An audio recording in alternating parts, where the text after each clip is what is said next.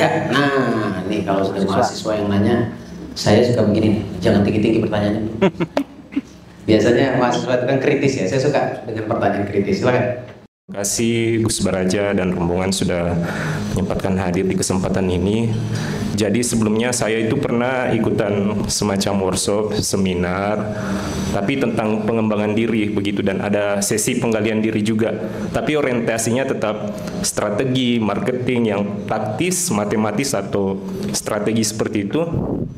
Banyak juga yang terharu, menangis, tapi kok rasanya saya tidak tersentuh pada saat itu. Giliran ini pengkajian dalam diri, kesadaran batin, seketika saya terharu, menangis beserta dengan Bapak Ibu yang lain.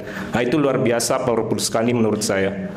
Dan Gus tadi berpesan di akhir sesi luka batin, bagaimana kita bisa mempertahankan kesadaran itu dalam keseharian, sedangkan energi kita di sini masih besar. Takutnya pertanyaan saya, kalau pas kita balik ke rumah masing-masing, di kamar, ruang kerja kita, di keluarga, rasa energi ini memudar. Bagaimana caranya agar bisa bertahan terus kesadaran itu? Gus, terima kasih. Baik, pertanyaan bagus. Gini, coba bedakan antara sebelum dan sesudah ada di sini.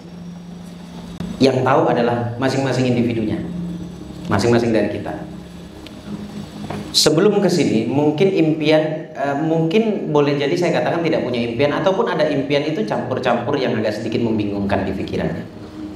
Jadi apa yang bisa menguatkan energi kita dan terus stay minimal, walaupun itu sebenarnya satu hal yang tidak mungkin, karena kita makhluk sosial. Kita akan bertemu dengan sifulan dan sifulan yang karakternya A, B, dan C dan seterusnya gitu ya. Sekali lagi jawabannya sebenarnya sama seperti Ustadz Fikar tadi. Kita tidak perlu memaksakan orang lain itu harus sesuai dengan apa yang kita pikirkan, karena kita juga tidak mau menjadi sesuai dengan yang mereka pikirkan. Itu basicnya dulu. Basic kesadaran itu ada di situ. Jadi kita framing sendiri pikiran kita supaya kita tidak menuntut orang lain itu harus sempurna, karena kesempurnaan itu satu hal yang tidak mungkin sebenarnya. Nah, kembali lagi bahwa kita itu makhluk sosial. Saya punya teknik cara yang sederhana, karena selama ini ternyata yang membuat saya kembali pada vibrasi yang positif, energi yang positif itu ketika saya mengingat kembali, saya ini punya tujuan ternyata ini. Tentukan tujuanmu apa. Setidaknya 1 atau 5 tahun ke depan, Bro Imam ingin sampai seperti apa? Saya selalu katakan pada tim saya, makanya saya tidak mau punya karyawan, karena mentalnya mental karyawan. Saya selalu katakan tim saya harus bisa berkreasi dengan caranya sendiri, walaupun pada akhirnya harus keluar dari saya. Ya, kamu harus punya impian 5 tahun ke depan, kamu tuh punya gambaran kamu akan seperti apa.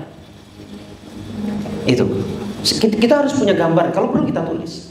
Jangan takut bermimpi ya, karena semua hidup itu dimulai dari impian. Kita lahir itu hasil dari impian orang tua kita. Ya, jadi mimpi itu jimat utamanya kita, dan kadang-kadang jadi obat. Nah, kalau sudah ditulis, sudah tahu apa impiannya 5 tahun ke depan, ajak dirimu, kalau belum sampai, jangan jatuh. Kalau jatuh, bangun lagi. Jalan lagi, jatuh lagi, bangun lagi, lari kalau perlu. Malu kita sama anak kecil umur 5 tahun. Anak saya 2 tahun. Jatuh, bangun lagi. Jalan lagi, jatuh lagi, bangun lagi. Hari ini kita makin tua makin cengeng kayak. Kita jatuh sedikit lalu meratapi hidup. Malu kita sama anak kecil ya. Kan gitu.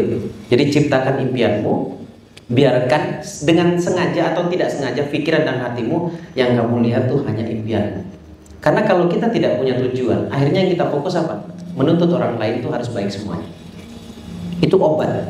Itu obat. Tidak menutup kemungkinan yang sudah lebih umurnya, yang sudah banyak umurnya, saya tidak mau ngomong tua, yang sudah banyak umurnya juga harus punya impian. 5 tahun ke depan kita akan seperti apa? Walaupun kita tidak tahu besok kita akan hidup atau mati, kita tidak tahu. Tapi tidak ada yang salah dengan kita punya impian, Mas Imam ya. Jadi tentukan, Mas Imam ini, Bang Imam ini 5 tahun ke depan akan seperti apa.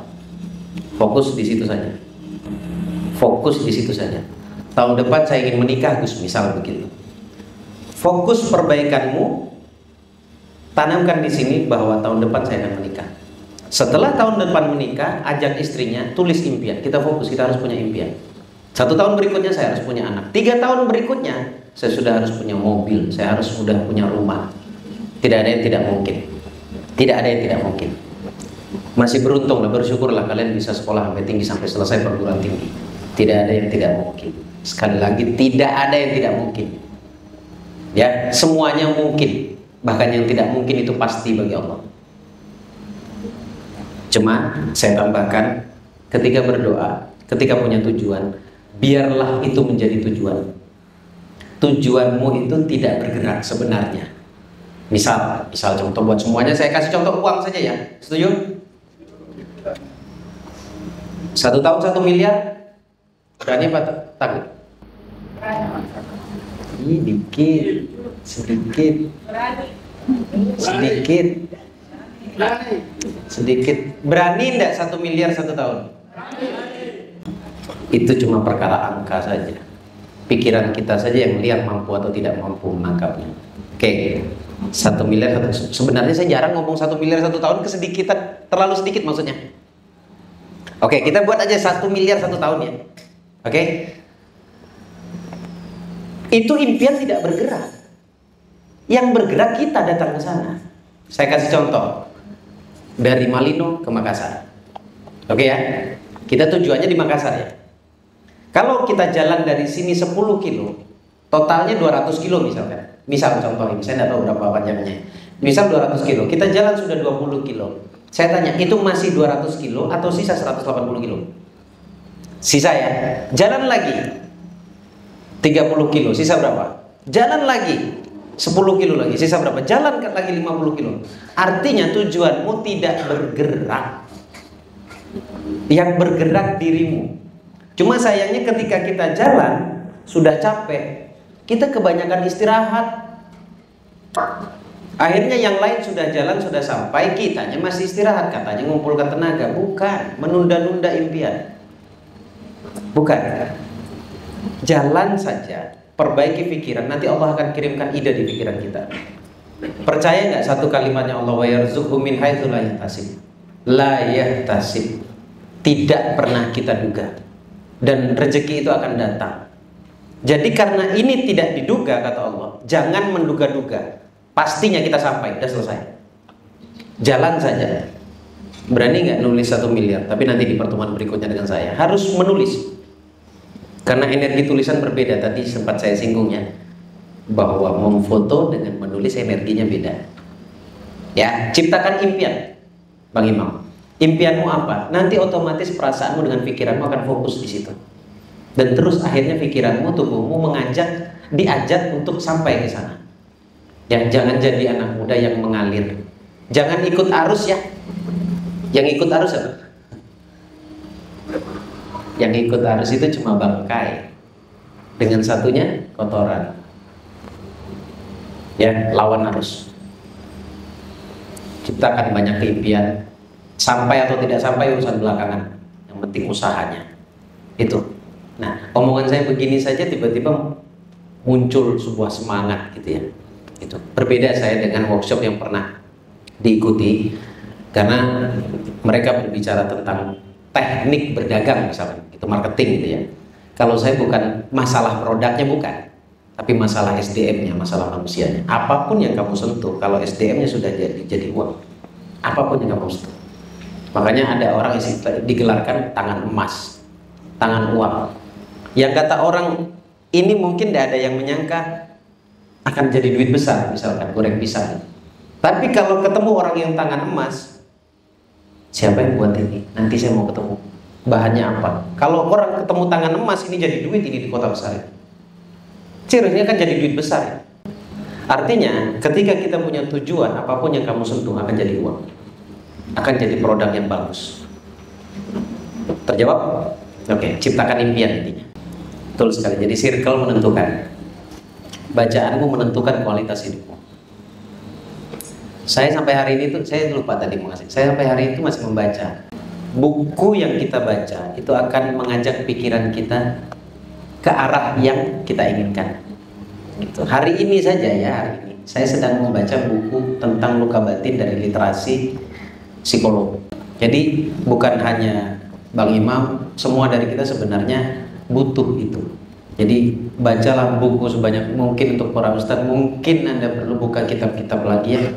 Nah terus akhir-akhir ini saya juga kalau pagi saya lebih membaca satu buku yang membahas tentang luka batin. Ya benar, 3 sampai 5 lembar baca saja. Itu akan merubah dirimu. Nah, itu circle yang kita ciptakan. Tidak harus orang dong circle kan. Makanya orang-orang yang belajar itu temannya cuma satu, buku dan kitab. Gitu. Ya kitab itu maksudnya buku, kitab itu buku. Gitu ya. Seperti itu. Jadi banyak-banyak baca buku. Yang sudah malas baca buku, coba buka lagi buku-bukunya ya. Yang insya Allah akan merefresh kembali pikiran kita. Seperti itu. Itu sih tambahan dari saya. Assalamualaikum warahmatullahi wabarakatuh. Iya, makasih Gus. Mungkin terkait yang tadi bahwa untuk mencapai tujuan itu kan tidak bergerak. Nah, perlu mungkin klarifikasi lebih jauh tentang adanya penetapan target itu. Karena kalau saya berpikir gini Gus, ketika saya mengatakan bahwa tahun depan itu 1 tahun ke depan saya punya uang 1 miliar. Terus besok saya mengatakan 1 tahun ke depan saya punya uang 1 miliar. Kalau logika kan kapan sampainya nih? Kan hari ini saya mengatakan 1 tahun ke depan saya harus punya uang 1 miliar. Terus harusnya besok kan berkurang 1 hari lagi. Harusnya kan besok berkurang 1 hari lagi. Tapi ketika besok saya mengatakan lagi 1 tahun ke depan saya akan punya uang 1 miliar. Nah, itu mungkin perlu penjelasan lebih jauh Gus. Kalau setiap tujuan itu perlu ada penetapan tanggal tujuan yang pasti. Karena kalau tidak ada seperti itu, kalau hari ini kita berkatakan bahwa 1 tahun ke depan saya punya uang 1 miliar, nah besok kita mengatakan 1 tahun ke depan saya harus punya uang 1 miliar, kan nggak pernah sampai-sampai tuh Gus. Iya Gus ya? Itu aja Gus, minta pemaparan lebih jauh. Ya, makasih. Ya, biasanya kalau seperti saya yakin mudah-mudahan bukan Bang Anto itu ya, itu hanya perwakilan saja. Saya rasa kalau orang seperti itu pertanyaan itu disimbolkan orang yang ragu sebenarnya. Jadi gini, makasih Bang Anto.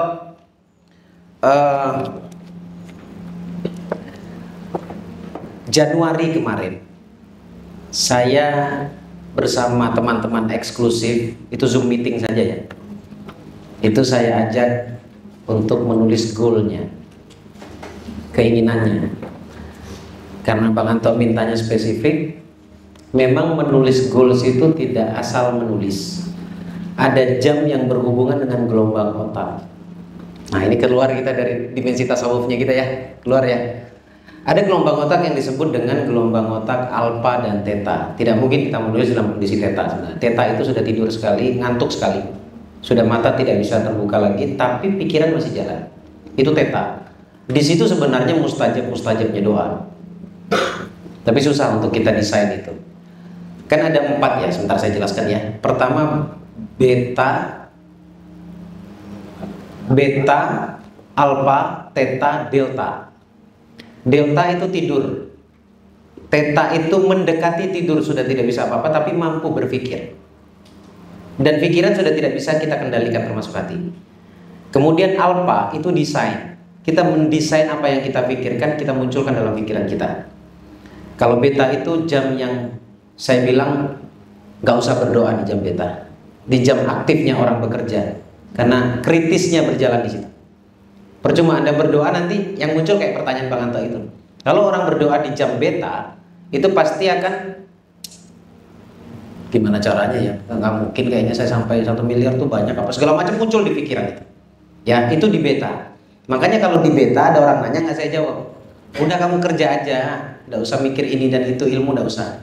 Nanti ketika di jam alfa barulah kita menulis goal. Nah saya masuk menulis goalnya. Nah alfa itu biasanya kalau di saat saya mengajar itu kan eksklusif dari jam 7:30 malam sampai jam 10, kadang masih molor sampai jam 10:30 setiap hari Jumat. Nah, di situ saya ngajak teman-teman menulis karena pikirannya sudah mulai turun, kritisnya sudah mulai terbuka. Waktu itu bulan Januari saya masih ingat. Saya sendiri menulis goal itu kalau tidak salah itu 9 sampai 11 goal. 9 sampai 11. Nah, dari goal yang segitu banyaknya, saya tidak baca lagi, Bang Anton. Saya tidak baca lagi, saya simpan. Saya baca itu pun karena diingatkan. Diingatkan oleh peserta, Gus, ini sudah berlangsung 6-7 bulan. Kira-kira perlu nggak kita untuk cek atau revisi goal yang kita tulis? Di saat itu saya suruh mereka, ayo kita buka tulisan kita yuk. Saya buka tulisan saya, dari 11 yang terrealisasi sudah 5. Dibaca? Tidak perlu dibaca. Tidak perlu dibaca. Makanya yang saat menulisnya itu, saya yang tahu jamnya yang tepat untuk menulis. Kalaupun jamnya tepat, saya harus giring mereka pada kondisi alfa tadi. Nah, itu kemampuan, itu jam terbang namanya. Ya, jadi jam segini pun saya bisa membuat Anda di kondisi alfa, tapi memang kondisi psikisnya belum siap. Ya, saya mau jelaskan dulu. Nah, ternyata teman-teman yang ngecek itu ada yang 3 terkabul, ada yang dari 10 ternyata ada 7 yang terkabul. Tidak terasa memang. Setelah dicek itu terkabul. Jadi ketika nulis Bang Anto, ketika punya impian, contoh misalkan tahun ini, sudah tidak usah pakai tanggal. Tahun ini saya memiliki apa? Tahun ini saya mendapatkan apa? Misal contoh yang muda-muda, kita harus senggol-senggol yang muda-muda ya, yang belum menikah ya, karena kita kan udah gaya nih, dia lebih kaya kita sebenarnya, gitu. Yang belum nikah, halo, itu mata saya tiba-tiba ke sana. Nah, tahun depan saya menikah, alhamdulillah. Tahun depan itu saya sarankan sih menulis goal itu memang resolusinya di awal tahun. Jadi bahasanya bukan tahun depan, tapi tahun ini. Tahun ini saya menikah dengan orang yang kriterianya harus spesifik. Sama ketika saya tahun ini memiliki uang 1 miliar dari segala sumber, dari segala sebab. Habis itu dibaca, tidak usah, simpan saja. Anda cek nanti di bulan ke-8, 9, 10 dan cek rekening. Ya. Jadi tugasnya apa selama kita tidak membuka itu? Perbaiki dirimu saja. Karena secara tidak langsung dengan kita memperbaiki diri itu yang di dalam sini, maka kita sedang melayakkan diri dan memantaskan diri. Mungkin kalau yang pernah ikut workshop atau seminar sudah familiar dengan kalimat ini ya. Memantaskan dan melayakkan diri. Supaya pantas saya dapat segitu, supaya layak saya dapat segitu, maka kita harus perbaiki diri, perbaiki ruh, jiwa, rasa, hati. Kalau tubuh, kalau fisik ini otomatis. Kalau ruhnya sehat, maka tubuhnya juga akan sehat. Di dalam jiwa yang kuat terdapat tubuh yang sehat, itu pasti. Ada yang sekolah dokter di sini? Dokter. Ada dokter di sini? Nggak ada ya? Ya itu kata-kata untuk dunia kesehatan. Ya, jadi perbaiki diri. Tadi yang Bang Anto tanyakan itu simbol keraguan sebenarnya. Tapi ketika, kalau saya sarankan, memang jangan dibaca. Kalau dibaca nanti kritisnya mulai naik. Aduh, belum sampai nih. Udah, fokus saja sama perjalanan dan impianmu. Tulisanmu simpan saja. Saya simpan tulisan itu. Saya banyak menulis, tapi saya simpan tulisan saya. Sesekali nanti saya buka itu, tapi jeda waktunya lama. Sehingga saya tidak mau sampai area kritis saya mulai bermain banget. Mulai itu nanti udah sampai. Tapi ternyata ketika kita let go bahasanya, kita sampai di situ. Pelan-pelan kita akan sampai. Walaupun tidak akan sempurna 100%, misalkan 1 tahun 1 miliar. Bisa nanti 700 juta, bisa 500 juta, atau mungkin 1 miliar lebih. Tidak ada masalah, tahun depan kita tulis lagi. Makanya selalu ada impian ya. Tahun depan kita tulis lagi. Karena impian itu yang membuat kita semangat untuk jalan lagi. Oke? Seperti itu Bang Anto.